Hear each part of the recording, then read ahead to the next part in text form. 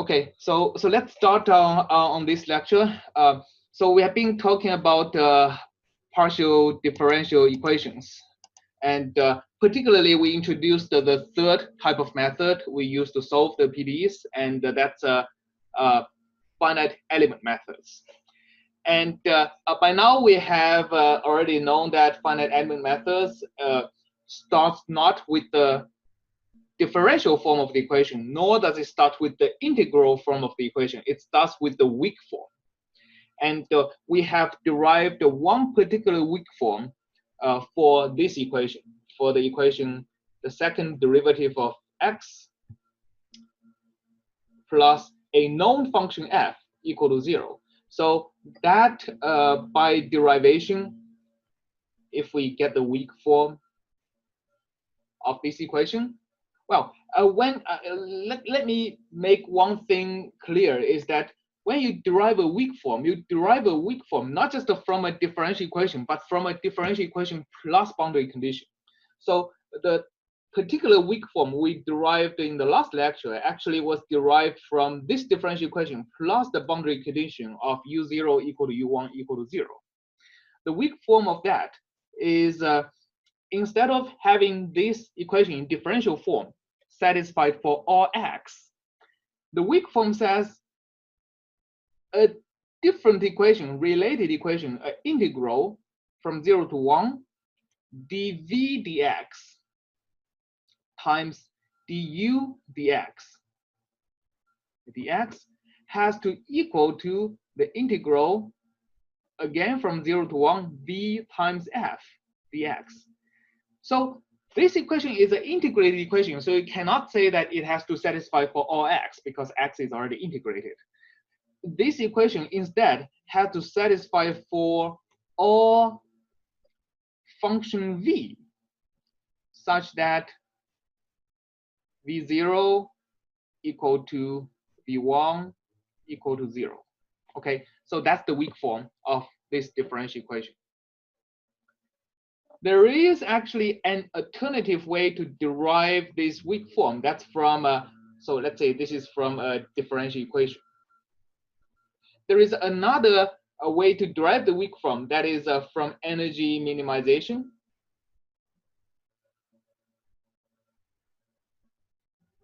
You can also derive the weak form from the energy minimization, right? We have also shown an example from that. And usually, when you can derive the weak form both from energy minimization and from a differential equation, that's when finite element is usually a very good way to solve equations like that. Okay. So finite element basically starts with the weak form. And once we have the weak form, what we have been doing is we are going to be construct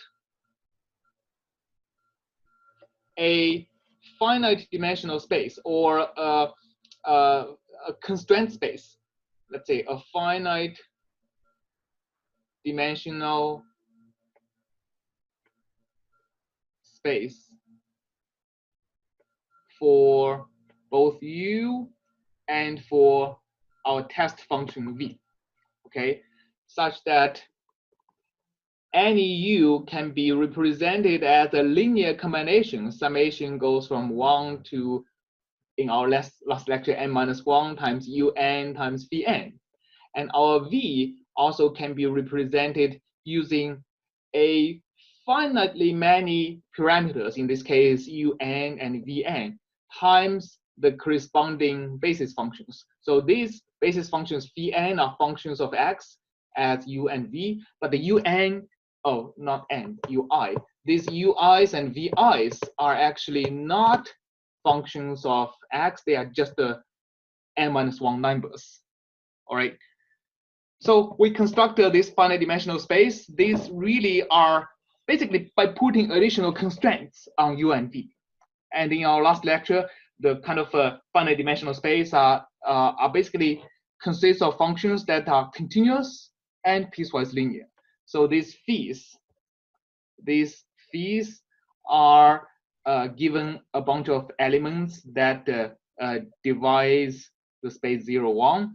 the phis are these kind of head functions we also call nodal basis functions that are piecewise linear, but they go from 1 to 0 and stay 0 for the other nodes. Goes from 0 to 1.